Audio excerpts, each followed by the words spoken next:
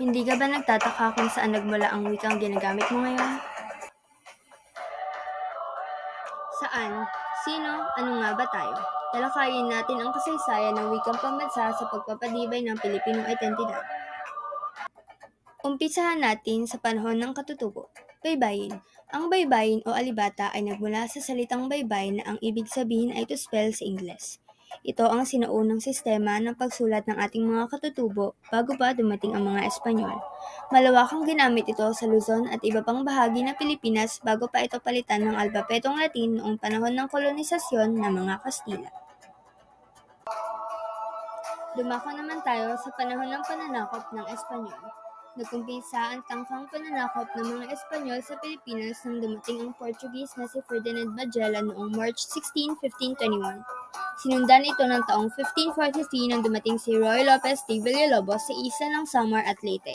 Tinangka niya ring sakupin ang bansa ngunit hindi siya nagtagumpay. Taong 1565 naman dumating si Miguel Lopez de Legazpi at tuluyan nang nasakop ng mga Espanyol ang bansa.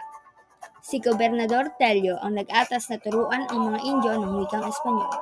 Sina Carlos I at Felipe II naman ang nag-atas na kailangang maging bilingual ang mga Pilipino. Pagpapalaganap ng Kristyanismo ang isa sa naging layunin ng pananakop ng mga Kastila.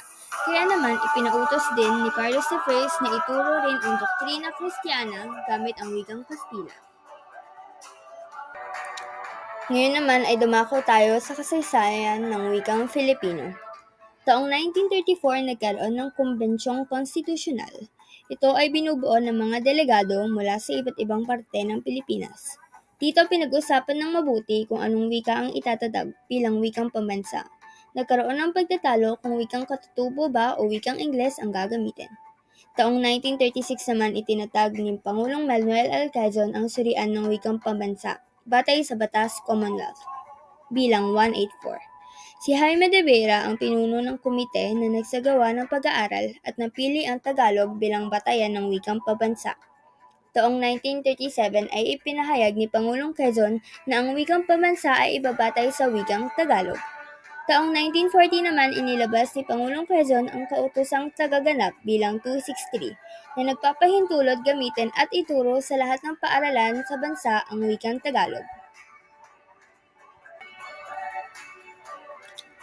Taong 1955 naman nilagdaan ni Pangulong Ramon Magsaysay ang proklamasyon bilang 186 upang ilipat ang Linggo ng Wika mula sa ika-13 hanggang ika-19 ng Agosto bilang paggunita sa kaarawan ni dating Pangulong Manuel L. Quezon.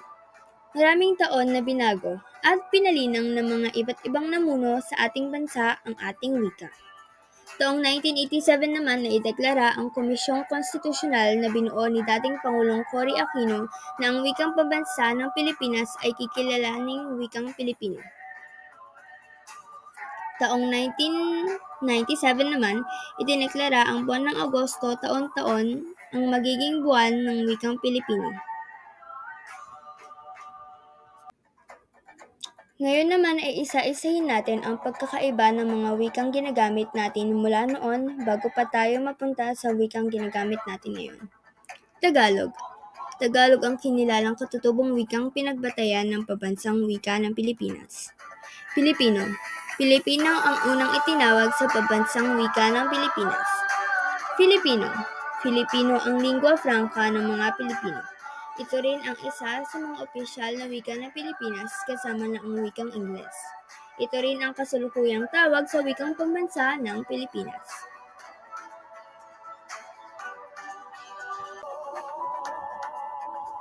Maraming pinagdaanan at malawak ang kasaysayan ng ating wikang pambansa bago pa man tayo mapunta sa kung ano ang wikang ginagamit natin sa kasalukuyan.